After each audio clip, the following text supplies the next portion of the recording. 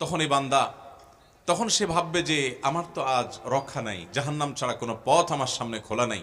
আল্লাহ রাব্বুল আলামিন তখন বলবেন, একটা আমল তোমার আমার কাছে আছে। আল্লাহ তাআলা একটা কোনো কিছু বের করবেন, এরপর ওইটাকে তার মিজানের পাল্লা আল্লাহ তাআলা রেখে বলবেন যে এই আমলটি তোমার আমার কাছে আছে। আল্লাহ তাআলা ওইটাকে মিজানের পাল্লায় দিবেন।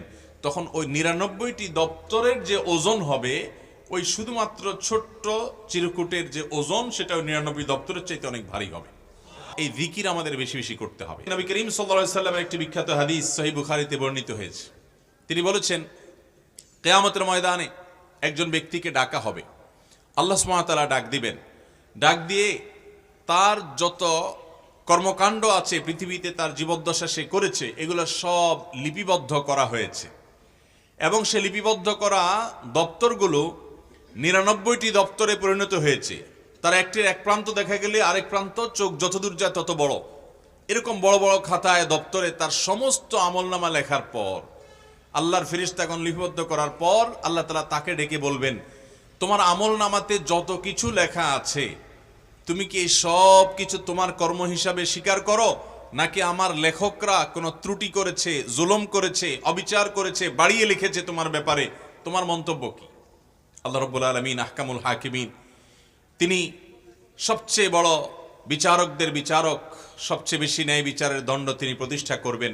দুনিয়াতে কোনো বিচারক তার জাজমেন্টে ভুল করতে পারেন, নিজের বুঝার ভুলের কারণে, এভিডেন্সের ত্রুটির কারণে বা নানা কারণে, কিন্তু আল্লাহ রাব্বুল আলামিনের কাছে তার সবগুলোর পুঙ্খানুপুঙ্খ বিচার হবে এবং কোনোটি কেউ সেখানে লুকাতে পারবে। যে যেখানে সুযোগ পাই, অনেক সময় আমরা একে অন্যের প্রতি জুলুম করি। আল্লাহ রাব্বুল আলামিন জুলুমকে এত কঠিনভাবে হারাম করে দিয়েছেন যে তিনি আল্লাহ, তার জন্য হারাম হালাল করার কেউ নেই, কিন্তু তিনি নিজের প্রতি নিজে হারাম করেছেন জুলুম করাকে। সে আল্লাহ রাব্বুল আলামিন সেদিন বলবেন, যাতে জুলুমের ব্যাপারে বান্দার কোনো সন্দেহ না থাকে, বান্দাকে বলবেন, তোমার এই কর্মকাণ্ডকে তুমি নিজে স্বীকার করো কিনা। তখন সেই লোক বলবে, আল্লাহ আমি স্বীকার করি, আপনার লেখকগণ একটুও বাড়িয়ে লেখেননি, এগুলো সবই আমি করেছি। তখন আল্লাহ তাআলা বলবেন, তোমার কি এ ব্যাপারে নিজের কোনো ওজর আছে কিনা, যে হ্যাঁ তোমার কোনো ত্রুটি ছিল না, আসলে এটা এমনি এমনি হয়েছে, বা তুমি নিজের পক্ষে কোনো দায়মুক্তির ব্যাপারে বক্তব্য দিতে পারো কিনা। তখন বান্দা বলবে, আল্লাহ না, সেরকম কিছুই আসলে বলার নাই, আমি প্রবৃত্তির তাড়নায় তাড়িত হয়ে, কোরআন হাদিসে নিষেধ করা আছে আমি জানি, তারপরেও আমি এই সমস্ত কর্মকাণ্ড করেছি, করে আমার আমলনামাকে ভারী করেছি।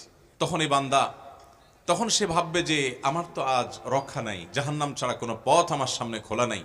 আল্লাহ রাব্বুল আলামিন তখন বলবেন, একটা আমল তোমার আমার কাছে আছে। আল্লাহ তাআলা একটা কোনো কিছু বের করবেন যেখানে কালিমাতুশ শাহাদা লেখা, এরপর ওইটাকে তার মিজানের পাল্লা আল্লাহ তাআলা রেখে বলবেন যে এই আমলটি তোমার আমার কাছে আছে, যে তুমি তাওহীদে বিশ্বাসী ছিলে, তোমার ঈমানটাকে তুমি ঠিক রেখেছো, ঈমানটাকে তুমি পিওর করে রাখতে চেষ্টা করেছো এবং পেরেছো।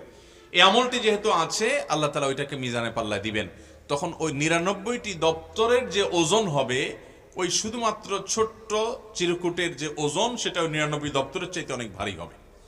বালা ইলাহা ইল্লাল্লাহ, আল্লাহর একত্ববাদের সাক্ষ্য যদি কেউ দেয় দেয়ার মতো, আর সেটি গ্রহণযোগ্য হওয়ার জন্য অবশ্যই রিসালতের সাক্ষ্য লাগবে।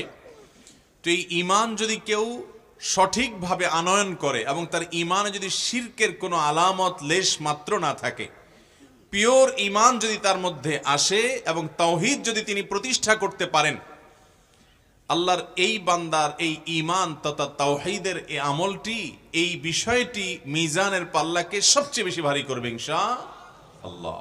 তাহলে ভাইরা আমার, লা ইলাহা ইল্লাল্লাহ এর বিশ্বাস যেরকম অন্তরে স্থাপন করতে হবে, আমাদের ইলাহ এবং মাবুদ উপাসনার একমাত্র উপযুক্ত কে?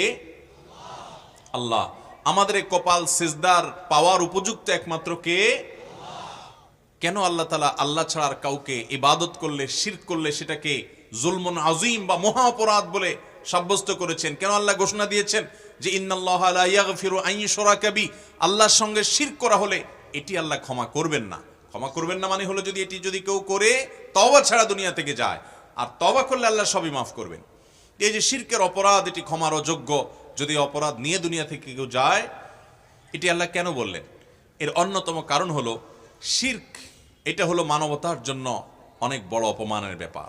কারণ মানুষকে আল্লাহ তাআলা সবচেয়ে সম্মানীয় সৃষ্টি করেছেন, সেই মানুষের কপাল, তার মাথা মহান সৃষ্টিকর্তা ছাড়া যদি কারোর সামনে নোয়ানো হয়, তাহলে ওইটা মানুষের অপমান হয়, মানবতার অপমান হয়। এই জন্য এটা এত ভয়াবহ অপরাধ। এছাড়া আরো নানাবিধ কারণ আছে। অতএব ভাইরা আমার, আমরা আমাদের ঈমানকে শিরক মুক্ত রাখার চেষ্টা করব তো ইনশাআল্লাহ।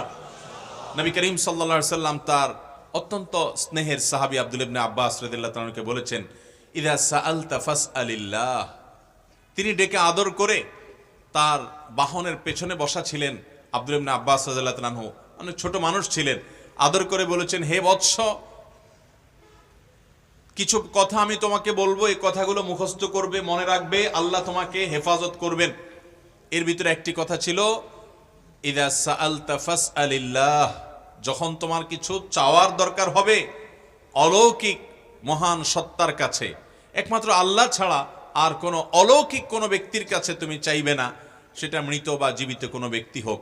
হ্যাঁ, লৌকিক চাওয়া যেটা আপনি আমার কাছে চাইলেন একটা কলম, আমি আপনার কাছে চাইলাম একটা জিনিস, এটা ঠিক আছে, কিন্তু অলৌকিক চাওয়া যেটা, সেটা একমাত্র আল্লাহ ছাড়া আর কারোর কাছে চাওয়া যাবে। এমনকি সেটা কোনো কবরেও না, সেটা কোনো মাজারেও না, সেটা কোনো জীবিত মৃত অদৃশ্য ব্যক্তিও আমাকে সাহায্য করার কোনো ক্ষমতা সংরক্ষণ করেন না। ঈমানটাকে মজবুত করতে হবে। সেই সাথে আমার এই সিজদা, আমার এই দোয়া, আমার এই ইবাদত, আমার এই শপথ, আমার এই মানত, এই সবগুলো নিবেদন হবে শুধুমাত্র আল্লাহ তাআলার জন্য। এখানে আল্লাহর সাথে আর কাউকে শরীক সাব্যস্ত করা যাবে না। ভাইরা আমার, এই জন্য এই ঈমানকে পাকা করার পাশাপাশি লা ইলাহা ইল্লাল্লাহ এই জিকির আমাদের বেশি বেশি করতে হবে। মুখে বেশি বেশি করে লা ইলাহা ইল্লাল্লাহ এই জিকিরকে উচ্চারণ করতে হবে। নবী করিম সাল্লাল্লাহু আলাইহি সাল্লাম বিভিন্ন সময় বিভিন্ন সংখ্যকবার লা ইলাহা ইল্লাল্লাহু ওয়াহদাহু লা শারীকা লাহু লাহুল মুলকু ওয়া লাহুল হামদ ওয়া হুয়া আলা কুল্লি শাইইন কাদির পড়ার নির্দেশ দিয়েছেন। লা ইলাহা ইল্লাল্লাহ এই বাক্যের ওজন এত বেশি যে মিজানের পাল্লায় শত শত বদামল সম্বলিত দপ্তরকে নিচে নামিয়ে দিয়ে উপরে তুলে দিয়ে এটার ওজনকে ভারী করে ওই লোককে জান্নাতি করতে পারে। অতএব আমরা বেশি বেশি লা ইলাহা ইল্লাল্লাহ জিকির করব ইনশাআল্লাহ। একটি আমল আমরা পেলাম, সেটা হলো লা ইলাহা ইল্লাল্লাহ এর বিশ্বাসকে অন্তরে প্রগাঢ়ভাবে স্থাপন করে মুখে সেটার উচ্চারণ বারবার করে উচ্চারিত হবে। এই আমলটি মিজানের পাল্লায় অনেক ভারী আমল হিসেবে হাদিস থেকে আমরা জানলাম। কেউ যেন এই হাদিস থেকে আবার এটা না বুঝি যে তাহলে তো লা ইলাহা ইল্লাল্লাহ বেশি বেশি করে পড়লাম আর পাপাচার করতে করতে শত শত হাজার হাজার দপ্তর ভরায় ফেললাম, টেনশনের কোনো কারণ নাই, কারণ লা ইলাহা ইল্লাল্লাহ তো আমি বেশি বেশি বলছি। ওই লোকটাকে যেরকম আল্লাহ তাআলা একবার লা ইলাহা ইল্লাল্লাহ, একটা চিরকুট লা ইলাহা ইল্লাল্লাহ দিয়ে তাকে রক্ষা করে দিয়েছেন, তাহলে আমার আর এত পাপ করতে টেনশনটা কোথায়? এই হিসাব করবেন কিনা? আবার কেন করবেন না? কারণ ওই ব্যক্তিকে আল্লাহ রাব্বুল আলামিন যে রহম করেছেন, আপনাকেও আল্লাহ তাআলা ঠিক একই রহম নিবেদন করবেন, এটা আপনি কিভাবে নিশ্চিত হলেন? এক। দ্বিতীয়ত হলো, ওই আল্লাহর বান্দার ওই দপ্তরে যা ছিল তার বিপরীতে তার ঈমানটা সেরকম ওজনওয়ালা এবং পিওর ছিল। আপনার ঈমানটা সেরকম ওজনওয়ালা বা পিওর করার সুযোগ আপনি পাবেন, সেটা কোত্থেকে জানলেন? আল্লাহ রাব্বুল আলামিন একটি অপরাধের কারণে যদি কাউকে শাস্তি দিতে চান, সেটা দেওয়ার রাইট বা অধিকার তার আছে কি নাই? অতএব আল্লাহ রাব্বুল আলামিনের বান্দা হিসাবে অপরাধ করার, ঠান্ডা মাথায় পাপ করার, বেপরোয়া হওয়ার মতো দুঃসাহসিকতা আল্লাহর জমিনে আরেকটি নেই। ভাইরা আমার, কোনো কারণে পাপ হয়ে গেছে, আপনার ভিতরে সেই বিবেচনা বোধ ছিল না, সেই উপলব্ধি ছিল না, আপনি আল্লাহর কাছে মাপ চেয়েছেন, এটা একটা ব্যাপার। কিন্তু ঠান্ডা মাথায় জেনে শুনে আপনি অপরাধ করে যাচ্ছেন। আল্লাহ তাআলা রহিম, আল্লাহ রহমান, আল্লাহ ওয়াদুদ, আল্লাহ গফুর, আল্লাহ সাত্তার, আল্লাহ বান্দার দোষ ত্রুটি ঢেকে রাখেন, আল্লাহ ক্ষমাশীল, আল্লাহ দয়ালু, আল্লাহ পরম মেহেরবান। আপনি এই নাম, গুণবাচক নামগুলোর কথা জানেন। আপনি কি জানেন না আল্লাহ রাব্বুল আলামিনের এমন কিছু গুণবাচক নামও আছে যেগুলো আমাদেরকে সতর্ক হতে শেখায়? আল্লাহ রাব্বুল আলামিন তার পাকড়াও অত্যন্ত কঠোর হয়। তিনি যখন পাকড়াও করেন তখন সেখান থেকে রেহাই পাওয়ার কোনো সুযোগ থাকে না। আল্লাহ রাব্বুল আলামিন তার গুণবাচক নামের ভিতরে এমন এমন সতর্কবার্তা আছে যেগুলো আমাদেরকে পাপ করা তো দূরের কথা, পাপের বা অপরাধের কথা চিন্তাও করতে আমাদেরকে কখনো অনুমোদন করে না। অতএব আমরা সে দুঃসাহস যেন না দেখাই, আমরা আমাদের জায়গা থেকে গুনাহ থেকে বাঁচার চেষ্টা করব আর ঈমানকে পাকা করব। আল্লাহ রাব্বুল আলামিন ইনশাআল্লাহ হেফাজত